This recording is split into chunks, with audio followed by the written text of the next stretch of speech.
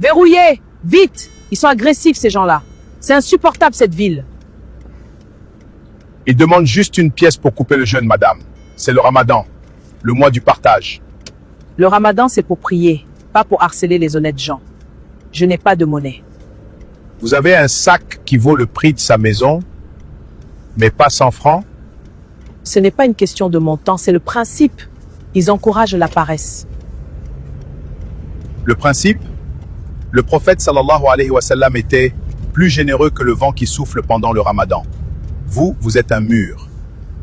De toute façon, si je donne, il va acheter de la drogue ou de la colle. Je ne finance pas le vice. Vous êtes comptable chez les anges maintenant? Vous jugez l'intention avant l'acte? Je suis réaliste. Je préfère donner à des associations quand j'ai le temps. Donne à l'orphelin et aux pauvres proches. Allah le sublime récompense ton geste, pas ce qu'il fait avec la pièce. C'est facile à dire. L'argent ne tombe pas du ciel. Je travaille dur pour mes biens. Faux. L'argent appartient à Allah le riche par excellence. Vous n'êtes que la gardienne du coffre. Et vous êtes une gardienne radine. Radine? Vous ne connaissez pas mes charges. Les impôts, l'entretien de la villa, c'est la crise pour tout le monde. La crise? Vos bagues crient le contraire.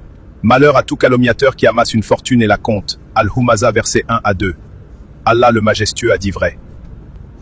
Vous me citez l'enfer parce que je ne donne pas une pièce? C'est mon droit. C'est votre droit de garder et c'est son droit de demander. Mais sachez une chose. Quoi encore? L'aumône n'a jamais diminué une richesse. Jamais. C'est une promesse divine.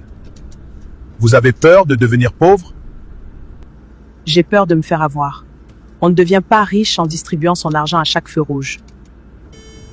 L'argent non purifié par la zakat est un poison. Il finit par brûler ce qu'il y a autour. Santé, famille, Mes affaires vont très bien, merci. pour l'instant. Mais l'avarice est une maladie du cœur.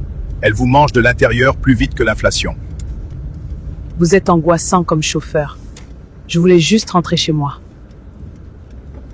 Je vous ramène chez vous, mais rappelez-vous, le linceul n'a pas de poche. Comment ça, pas de poche?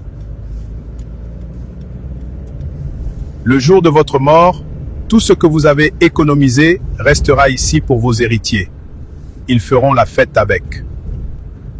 C'est morbide. C'est la vérité. La seule richesse qui part avec vous, c'est celle que vous avez donnée.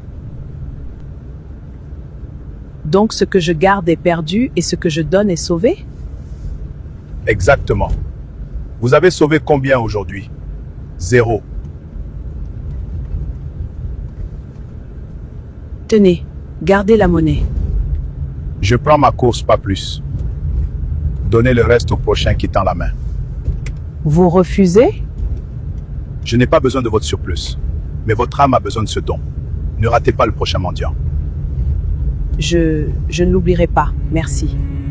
Allah le tout miséricordieux, le très miséricordieux me fasse miséricorde car j'étais injuste envers ce mendiant. Qu'Allah Azawajal ouvre vos mains comme il a ouvert vos portes. Bon iftar, madame. La main qui donne est au-dessus de celle qui reçoit.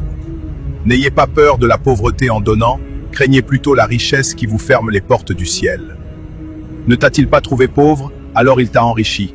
Quant à l'orphelin, donc ne le maltraite pas. Quant au demandeur, ne le repousse pas. Ad-Duha, versets 8 à 10. Allah le majestueux a dit vrai.